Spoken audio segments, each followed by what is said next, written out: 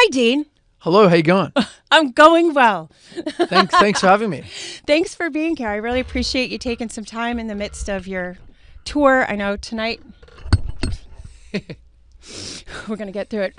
Tonight, you're sold out tonight. So even if I couldn't get you in. So how exciting is that to come into Boston knowing you're sold out? Yeah, no, it's so good to be here because last time we came in, 4 years ago, everything sold out.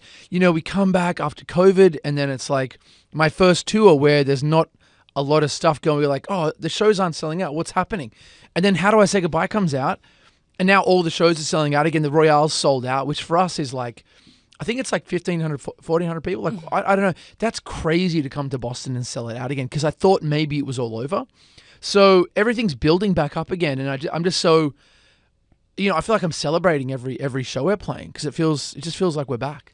And you're one of those guys that you write songs that hit you in a place, but we're speaking of it in happy fashions. Like, yeah. I'm happy to be here. And yes. The song, How Do I Say Goodbye, clearly didn't come from a happy space. Yes. It was about your dad. He was diagnosed with cancer. Yes. You thought, you know, you might lose him, so you wrote this song for him, but he's back in fighting shape. Yes. But I feel what's happening at your shows is this resonates with people really hard. Yes. And I was watching some videos on your Instagram page and in other places about people who are at the show singing this song with every piece of their spirit. It's almost like being in therapy together. Yeah. Is that how you felt about it? Has it been cathartic in good ways for you?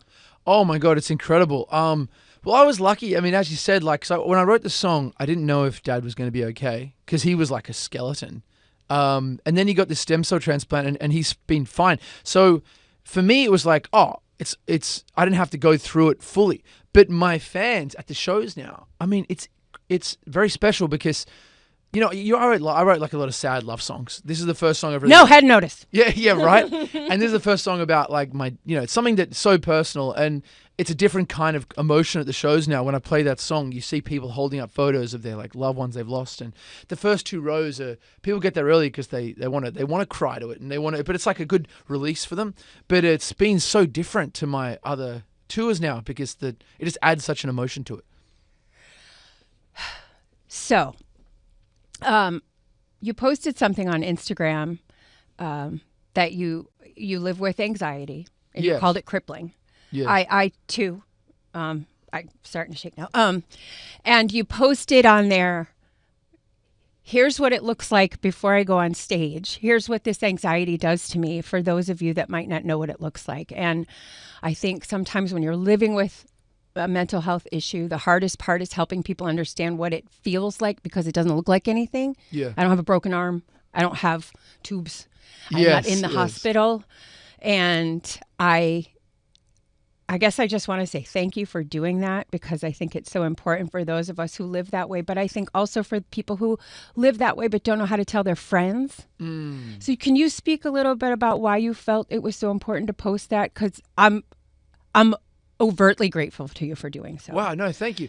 Well, I realized early on, I had this, it's a random story, but I had this song called Half a Man. And I remember the lyric was, how am I supposed to love you when I don't love who I am? And it was the first really vulnerable song I was ever going to put out. And I was like, what are my friends going to say? They're probably going to tease me about it. And then I put it out and everyone loved it. And I'm like, oh, so the more vulnerable you are, that's how you really connect. And so with this song, Trust Me, Mate, I was like, well, I really get anxious before shows. And my brother always filming me because he comes on the road with me.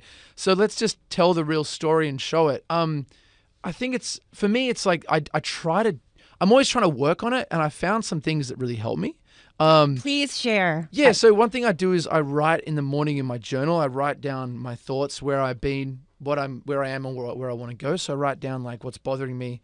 Another thing I've been trying to do is I do this thing in the morning now. Like I just sit down and I just sit there and I try to like think about an intention for the day and just sort of breathe a little bit.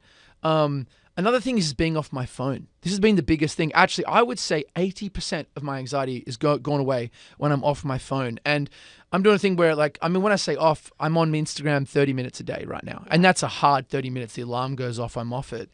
And I find that if I'm on Instagram all day and I'm just scrolling and I'm like looking at my dopamines all over the place, and then I have a show, I'm like all anxious about everything. But when I put the phone away, I almost feel like it lowers the stress levels so much, and you can get through it. I think it's having the discipline to put things away, and because I don't think we're built for all this like constantly doing stuff. Not. That's some things that I've done that have really helped even some things from the last kind of 3 weeks, you know what I mean?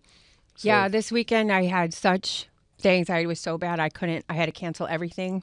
I couldn't leave my house. Yeah. But I don't turn off my phone because I feel like in this job I have to be available when somebody needs me. That's the problem. Which is rampant bullshit. Everyone would be fine without me. But every time that thing buzzed, I jumped out of my skin. Exactly. So this is the problem, is that you have to be on it for some things. Yeah, it's really tough. I mean, some artists, they get so big that you can start employing a bunch of people to do your stuff. You know what I mean? So, yeah, I mean, and for you, it's a weird feeling. I mean, I can only speak for me. Is like you get this like feeling uncomfortable in yourself. It's always. Awful.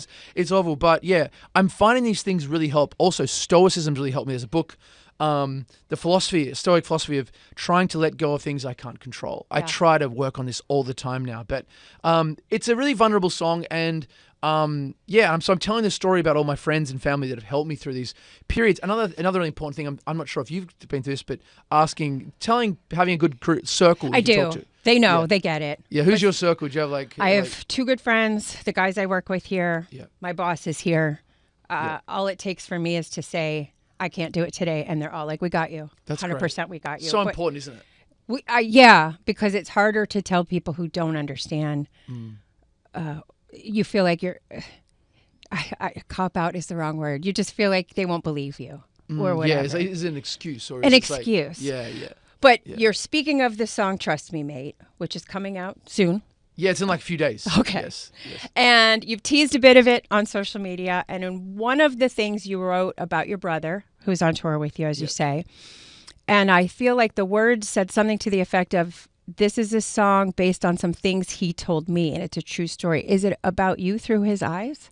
So it's kind of an amalgamation of things. So the story is really about, it's about a couple of things, about me and my friends and family that have helped me. So it was combining those stories.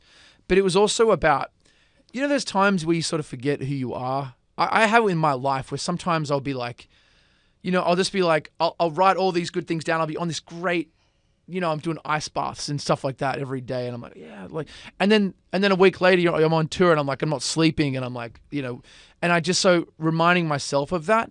But also, it is also a little bit about me telling like some of my brothers at times things. I just sort of combined it all so the perspective's a bit confusing to answer that question. But it is really about me and my friends, but that have helped me. But a little bit of me helping my friends too, if that makes sense. No, I get it. Like as I was listening to the portions that I've gotten to hear. Yes.